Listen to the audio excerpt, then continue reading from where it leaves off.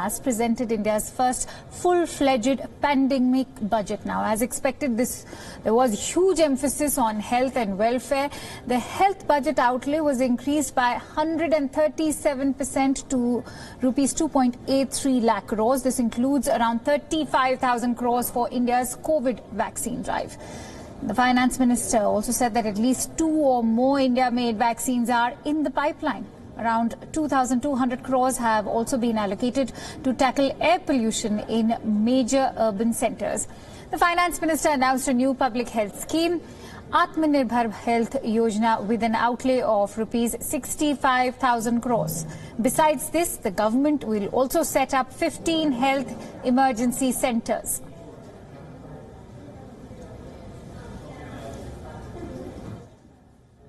This will develop capacities of primary, secondary and tertiary care health systems, strengthen existing national institutions and create new institutions to cater to detection and cure of new and emerging diseases. This will be in addition to the National Health Mission. The main interventions under the scheme are support for over 17,000 rural and 11,000 urban health and wellness centers, setting up integrated public health labs in all districts and 3,382 block public health units in 11 states, establishing critical care hospital blocks in 602 districts and 12 central institutions. The pneumococcal vaccine, a made-in-India product, is presently limited to only 5 states. It will be rolled out across the country. This will avert more than 50,000 child deaths annually. Honourable Speaker, I have provided 35,000 crores of rupees for COVID-19 vaccine in this year 21-22. I am committed to provide further funds if required. So the FM has announced the budget today, but what does it mean for the common man, for you and for I? Let's find out, and let's quickly go across to our guest, Daniel Lakal, who's joining us live from Madrid. He's the chief economist at Reses. Thank you so much, Daniel, for joining us. And now, in your opinion, what were the key takeaways of the budget? One that was, of course, touted as extremely crucial and a first after the coronavirus outbreak with regards to health especially. I think that what's most important about this budget is the big differentiated increase in investment, in capital expenditure. Most budgets that we have seen in comparable economies have risen their deficits via current spending. And I think that what's important about it is that that is fundamentally focused on investment will actually generate multiplier effects. So that should be a positive if it's well used and if it's well invested. It's interesting that you mentioned investments, and that's why I come to my next question, Daniel. Experts are questioning the gigantic budget deficit that will occur now. Was this deficit expected? No, it wasn't. I think that it's been a surprise.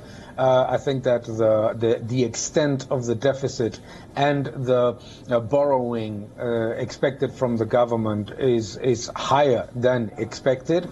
But I think that at the same time, one has to at least acknowledge that the general view of consensus this morning is that this deficit might be used well and the fiscal space used positively for growth if it's well applied. I think that there are important supply-side measures as well, the privatization of banks, of 2 banks and an insurance company. Yeah. We will be coming and talking about the privatization bit also. But Daniel, how much time do you think the economy would take now to return on the path of fiscal consolidation? I think that in order to return to fiscal consolidation, we would have to look at 2024 in our expectations. And it would require a very strict budget analysis in 2023 because, as you know, already before COVID-19, the budget was already heavily skewed towards an increase in deficit. So I think that that is going to be a challenge, and it's going to be an important work to be done by the government if it wants to make the rupee in particular stable, which is a key element. Stabilizing the rupee, of course. Indeed, a very valid point. Daniel, in healthcare spending, the finance minister has announced a total spending of around 2 lakh crore rupees on healthcare, with 35,000 crore, especially for COVID-19 vaccine development and inoculation. How do you view the announcements regarding healthcare? Is it enough? Well, obviously it should be viewed positively. I think that in general, any analyst would see that that is something that is important, particularly the effort in terms of vaccination, which would put India in a much better place than many developed economies, for example, here in the Eurozone. No? But we need to be extremely prudent about these estimates, because we don't know exactly how that is going to be used. So it's going to take a little bit of time and more granularity about the details of the budget to see whether it's enough. Details of the budget. Interesting to hear that, because let's not forget the devil does lie in the details. But having said that, Daniel, scrapping of income tax for senior citizens under certain conditions and the ease of tax compliance policies, how do you view the budget announcement on taxation? Oh, I think that it's important. I think that it's very important. One of the mistakes that the government made in the past was to increase taxes, and it led to a very important reduction in economic growth for the Indian economy. I think that it's important. I think that the efforts are positively viewed. And I think that we need to at least understand that there have to be more supply-side measures like the ones that have been implemented in part of the budget in order to restore the level of growth that India can deliver because of its potential. Right, and there's also a lot of talk about the announcements that were made with regards to the agrarian sector. Keeping the recent farmers' unrest in mind, are you satisfied with the announcements made on agriculture, considering they occupied a significant part of the budget?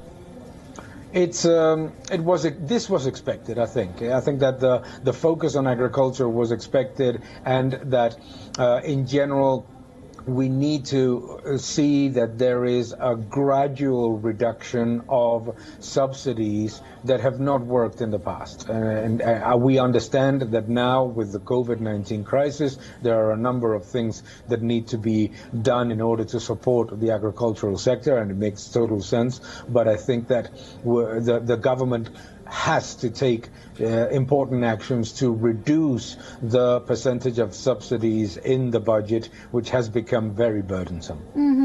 Daniel, how do you view the announcements made under Atmanirbhar Bharat or self-reliant India? Are they enough to boost the Make in India initiative? It's I mean, obviously it's positive. We cannot say that it's a negative announcement. I think that it's positive, but there has to be a lot more.